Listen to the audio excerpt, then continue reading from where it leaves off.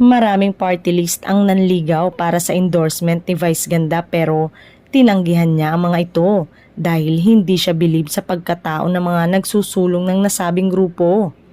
Merong OA nga daw lumapit sa kanya na nagpasara ng ABS-CBN.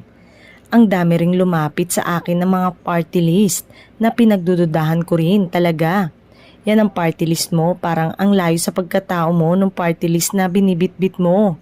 Ang pahayag ni Vice sa kanyang vlog kasama ang ka-CEO at ang kasangga party list first nominee George Royeca. Kasi ngayon parang gamitan na lang din ang grupo ng tao na binibitbit ko no.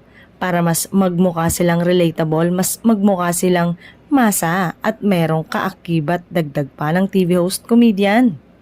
Ayon pa kay Vice, nagpa siya ring suportahan ang kasangga party list dahil bukod sa matagal na niyang kilala si Royeca, kaisa rin siya sa mga isinusulong na mga programa nito, kabilang ang magandang sistema ng angkas na naipatupad na sa maraming lugar sa Pilipinas. Isa sa mga plano ng Angkasangga Party List na sinusuportahan ni Vice ay ang pagkilala sa informal workers bilang importanteng kasangkapan ng ekonomiya ng bansa.